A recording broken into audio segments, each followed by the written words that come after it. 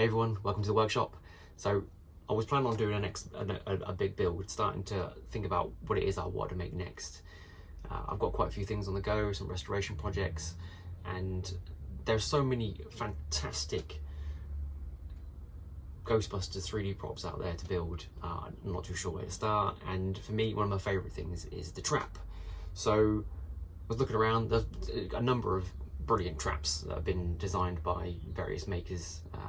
If you check out the Facebook 3D printing props page, they've got some fantastic things on the go there. One of my go-to places, and one of my favourite things is the tested version that Sean Charlesworthy produced for the channel.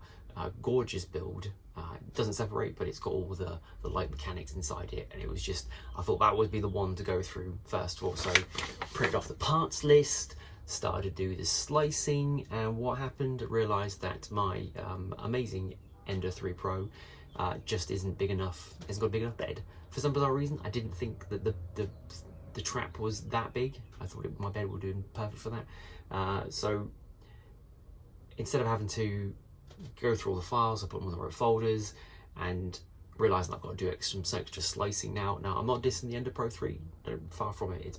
I've had it for over a year now, and it's been one of my most favourite purchases of ever, and it's produced some really, really great things for me, but I just didn't have the time or the patience. Once you get to know me, or anyone who knows me, I'm not the most patient person in the world, particularly with 3D printing. Things that take 18 hours is like, well, but you know, you get over it, you print it, and eventually you get something fantastic at the end of it.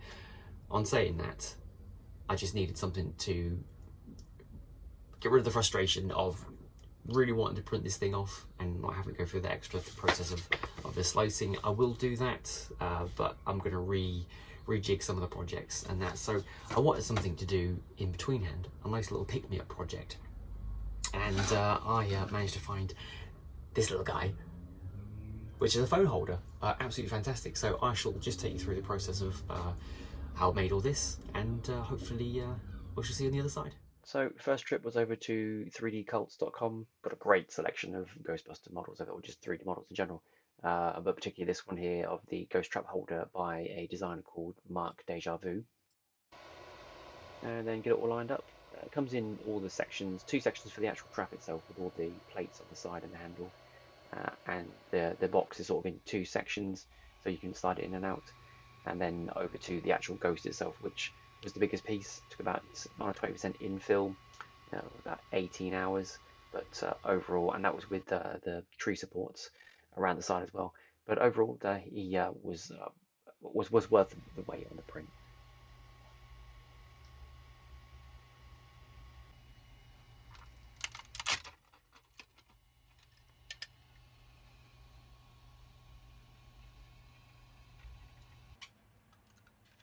And then, like with all the prints, I just like to do a quick dry fit first, so get all the pieces together. And as you can see here, it comes with the actual trapdoors themselves and the sort of side plates of the actual trap itself, which is quite handy because then you can spray paint these separately afterwards and get a bit of a measurement for things like the stickers as well. There we go. So the trap comes in 2 separate parts. I mean, it's better for printing, I think, this way, and I'm not too sure why it was designed that way, but as a separate model itself, it's quite, you could use it potentially for other things. There was not a lot of cleanup to do either on the model, as you can see along the edges here, where the support frames with this very small, probably 2mm gap. There's some little chunks that are in there that needed to be filed and shaved out, so that's the next bit I'll be working on.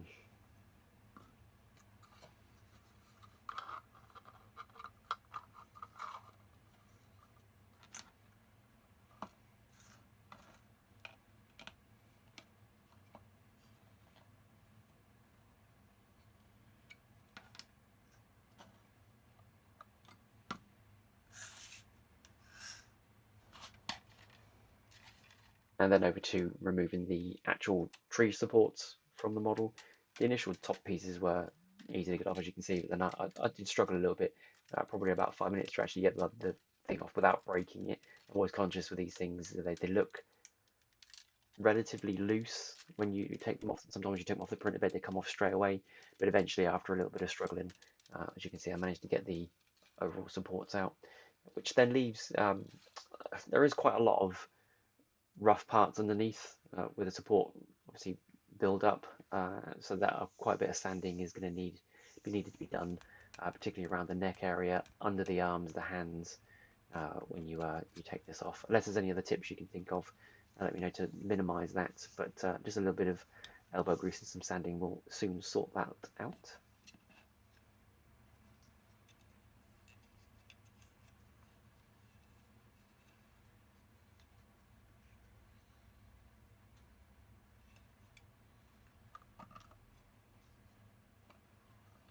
And then just a quick dry fit just to see how he fits in all there, where I'm going to be gluing the parts in.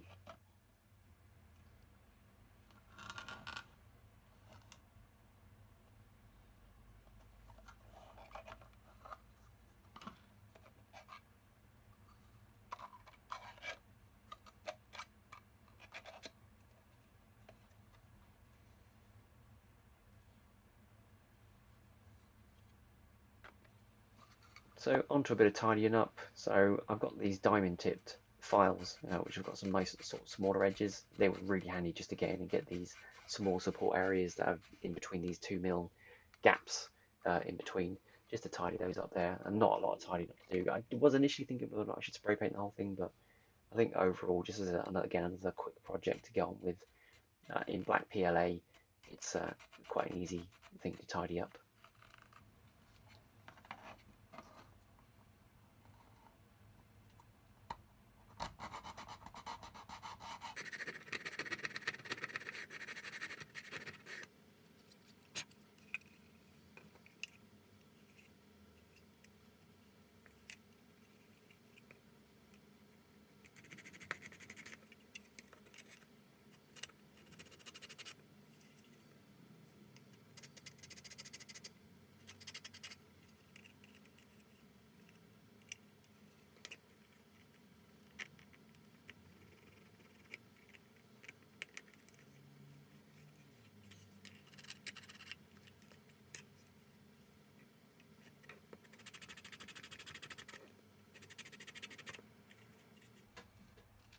So once that's all tidied up, then on to Moogly himself to give him a bit of a sand down. Say just the arm sections really were the that needed the most cleaning up.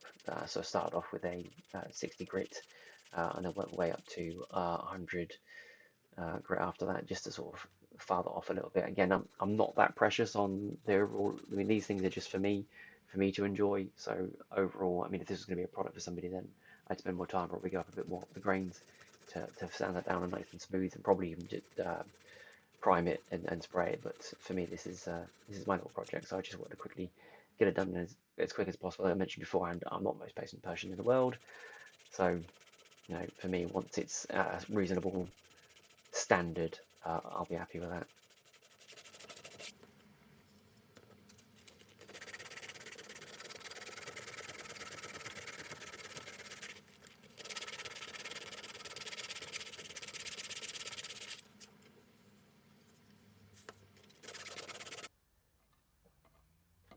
Final little cleanup on the inside trap section.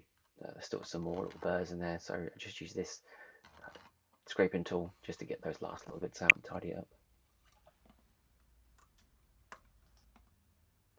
And just for the little meter display that goes on the front there, I decided just to fill it up with a small amount of PVA glue and let that run into the gaps, and left that to dry for a few hours just to give it that sort of display LCD sort of clear look to it, which worked pretty well.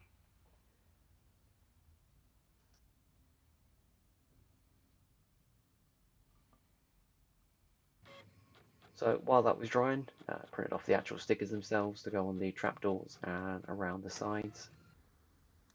And then a quick prime. Great primer for the side panels then, which I'll later spray again in silver.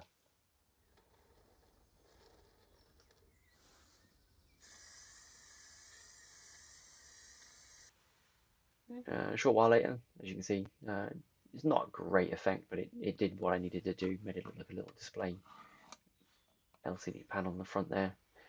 Takes it away from the rest of the model, and then a quick dry fit of the rest of the parts now that they're all cleaned up with the handle here, just to make sure it's all going to be nicely fitted for when we start gluing.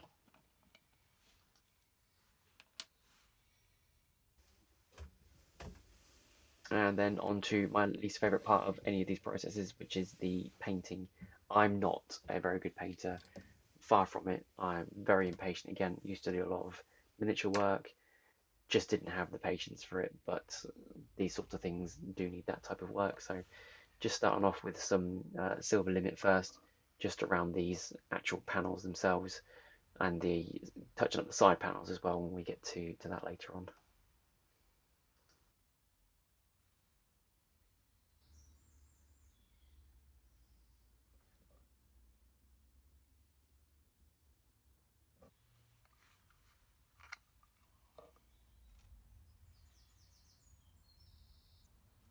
Actually, I tell a lie. I mean, as I said earlier, just then, I'm not a fan of the painting. One thing I do like doing is the weathering effect and dry brushing.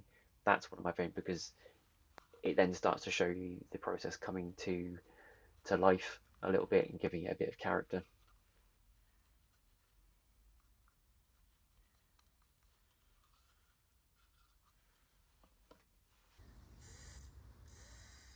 Then, lastly, just a silver coat over the actual side panels, ready to start putting the detail onto these guys. I found some stickers for some original traps and then just scaled those down to just a little bit bigger than what they are so I could trim off any excess that I don't need for the actual trapdoors themselves. So once I got those printed off and cut out, just a quick trim, ready to place those on. Now I did make a massive mistake on these, as you'll see, they are not lined up. It does annoy me a little bit, so I probably will redo those at a later date. But for now, just as a to show you, make sure that when you're cutting these stickers, you cut them side by side so they can get lined up.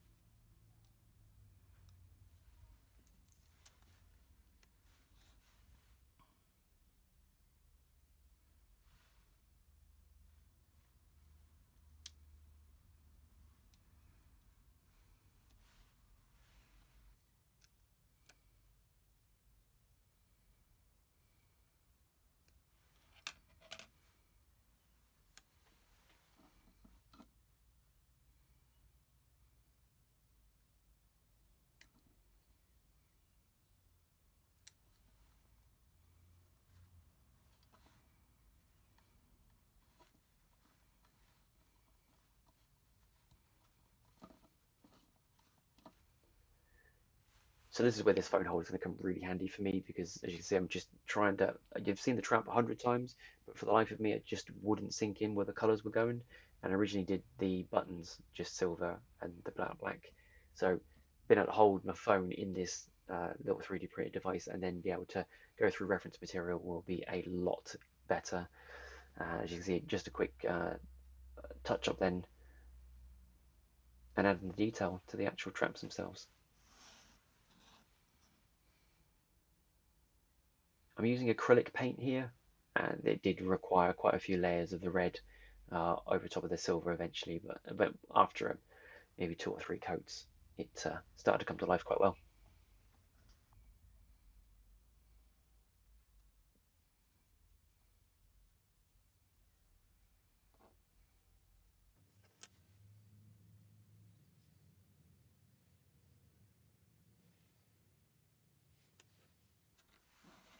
Here we go, moment of truth, or the not truth, and I apologise. It's still bugging me now, but they don't line up, but as you can see, overall, the look and feel of it is pretty good.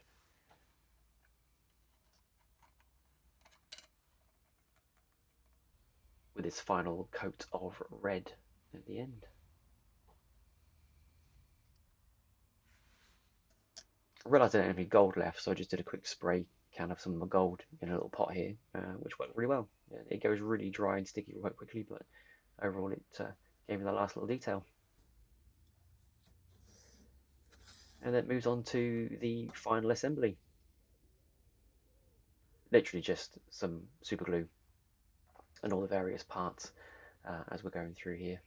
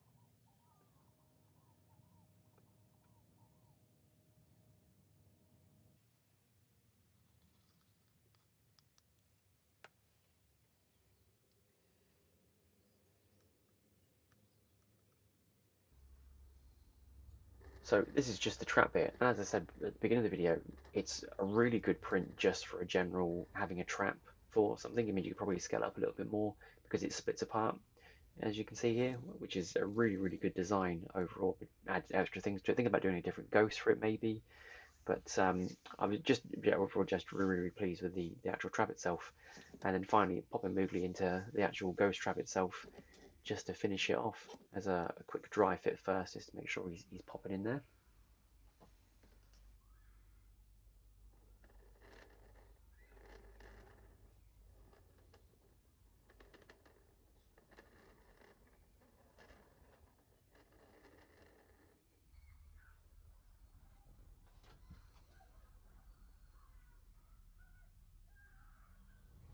So yeah, I'm very happy how he turned out. He is absolutely fantastic. He holds the phone brilliantly, even holds my iPad Pro really well. I was hoping I could hold books in it in here in the workshop. Sometimes it's nice to have reference material off to the side here, as you saw in the video, my phone, that sort of thing. But yeah, have him on the side there just to hold that and have him out of the way, so to speak, would be brilliant. So overall, I'm very happy how this turned out, and it's cheered me up immensely. So it's just now to think on what the actual next project will be. If you have any ideas, if any Ghostbuster props out there that you would like me to make, I'll start going through those processes. There are an absolute ton of them out there. You just have to go on Cults 3D, Thingiverse. There are so many different brilliant builders out there, and there's so much content to make.